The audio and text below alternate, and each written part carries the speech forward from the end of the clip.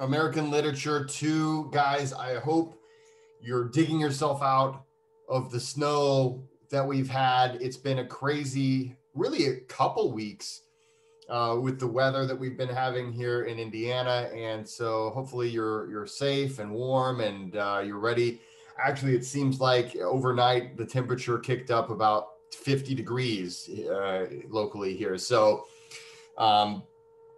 that's weather for you. Anyway, guys, okay, so we are in week 6. We're getting very close to midterm. Okay, so I want you to be aware of that.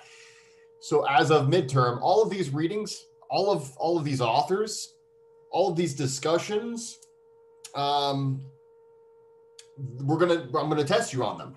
I want you to understand what realism is, naturalism. I want you to understand what regionalism is, right? So especially right now, because right now we're covering authors that, not specifically this week, we're going to be covering someone who is a realist, someone who is trying to convey things that the way they actually are, but also a poet. So with poetry, we oftentimes get a little ambiguous. We leave a little of that ambiguity there for the art form.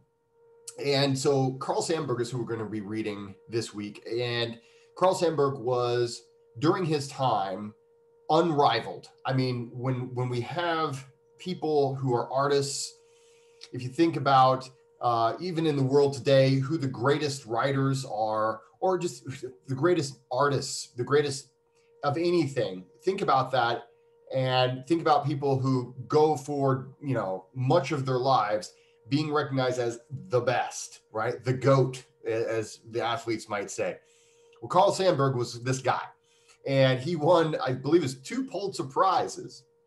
One of his Pulitzer Prizes was over the biography of Abraham Lincoln. And so when it comes to being a realist, he really tries to say, hey, this is how it actually is. This is the way things really are. And I'm not going to make you read the biography of Abraham Lincoln, but I will have you read some of his poetry. So let's take a quick look at the syllabus for this week. And it's in here somewhere, I promise. Here we go. Carl Sandburg. So I want you to think about Carl Sandburg's poetic vision of America, especially as you're reading Chicago. I mean, really, really think about that. Fog, grass, cool tunes. Really, I'm not having you read a lot of words, okay? But this class is not necessarily about making you read a lot of words. It's about thinking critically about what words you're reading. And so think about this. We have a Midwesterner, guys. Now, I don't know how, I'm 40, so I've had a chance to get to know people from around the United States, from around the world, and kind of look at how they look at us Midwesterners. And let me just say, the Midwest has been underrepresented. And that's why, hey, hopefully you guys are going to go on to do great, amazing things and represent the Midwest well. But here in the Midwest, we're considered flyover country. And even though we've got some amazing authors that have come out of the Midwest, amazing authors, actors, artists, oftentimes we're a little overlooked. But Carl Sandburg put us on the map.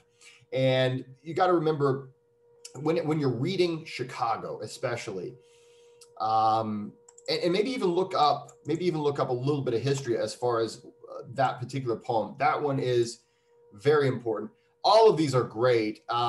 Grass is most students' favorite Carl Sandburg poem. But I want you to really read these critically. Think about what he's trying to say. Of course, read the author introduction, read about Carl Sandburg. It would be impossible to do an American literature class without covering Carl Sandburg, since he was such a big influence. And he brought Chicago specifically, and the real life, the real gritty life of Chicago, he brought that to the main stage. And again, we're talking about, we started talking about realism and regionalism earlier on, especially with Mark Twain.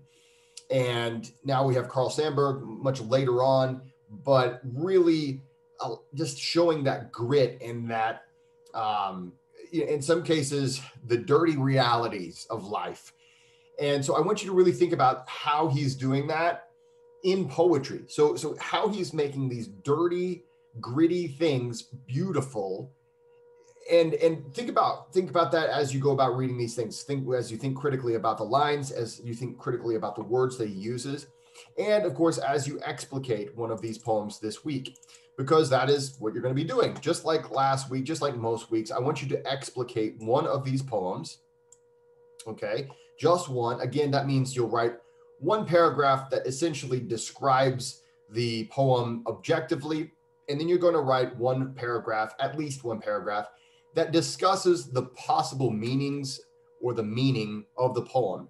And in that second paragraph, feel free to quote lines from the poem. And maybe you'll write a third paragraph. Maybe there's two things you want to bring up. That's fine. I encourage that, and I look forward to reading your interpretation.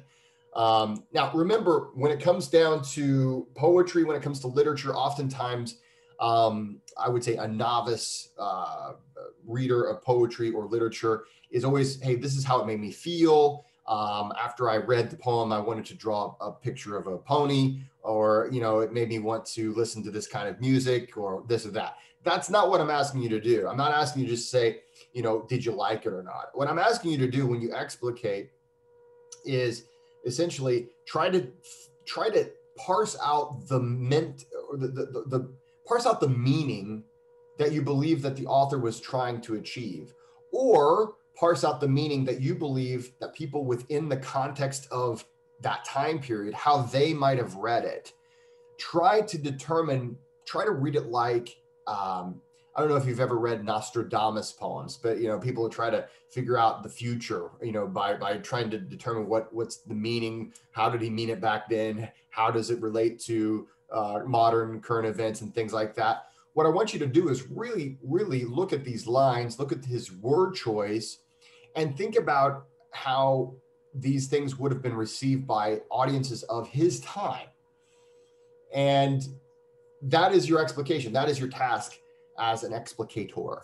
And as a reader of poetry and literature, we're really trying to figure out, really trying to think about how these things were received, what they meant at the time they were produced.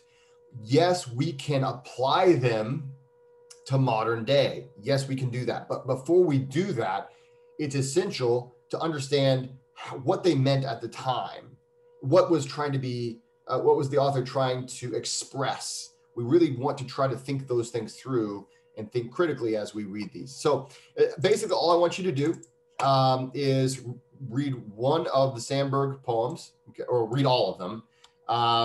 And you're going to explicate. So you go to our content section. Let's see, this is week 6. All right, I'm just going to go ahead and update this real quick. Let's say explicate any poem from Carl Sandburg. I guess I'll write.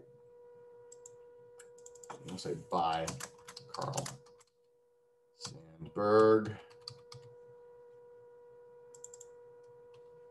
Okay, so explicate one of those poems. That is what's due by the end of this week. And then in addition to that, we've got the discussion boards. Guys, week 4 was really good. Week 5, we kind of dropped off a little bit. So if you, as you can see here, I'm trying to give you a little chance. I give you a little bit of a chance to go back the prior week to make up for it. But hey, guys, if you don't participate, you don't get points. This is something that is kind of ongoing. So get to it. But basically, this is week 6. You're going to make at least one comment of your own. Okay, so you create thread. You make one comment of your own, one meaningful statement, right? And I think, especially with Carl Sandburg's poetry, especially as if you're from a city, even if you're not, if you've ever visited a city, or you should be able to relate to some of what he's talking about. Even if you haven't, there's some other things that, like for instance, grass, you should be able to relate to. But essentially what I want you to do is make a comment or a statement of your own, and something meaningful other than I liked it or I didn't like it. Okay. Anybody can do that. It takes no thought at all to say something like that. But, you know, if you want to, get your points, make sure you're making some kind of a meaningful statement as far as, I think this meant that. I'm surprised at this because I didn't think this was, you know, it's okay to say I was surprised at this or that, but make sure it's very clear. Make sure it's something that someone else could comment on. And so then also, in addition to that, you'll want to comment on somebody else's post, okay, with a meaningful comment. Okay, we're getting better and better at that, so keep up the good work. So those are the only two things you have to do. Make sure to read your readings. If you have any questions for me, feel free to drop into my office Monday, Wednesday, Friday, 8 a.m. to 9 a.m. And Tuesday, Thursday, I'm usually there between 1 and 2 or 1 and 3, but always make an appointment if you're going to meet me on a Tuesday or Thursday. Those days are kind of weird sometimes. And, you know, so make sure to make an appointment. If those times don't work for you, we can always make an appointment at some other time as well. And I would be happy to sit down and talk to you. I love talking about literature, and I would be happy to discuss things with you as well. So guys, that's what we're doing this week. Keep up the good work. Make sure you've got in your mind, we have a midterm exam coming up. And that midterm, I'm also going to assign one of your, a pretty big essay.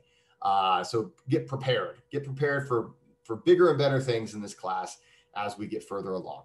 Guys, have a great week, and I will see you next week.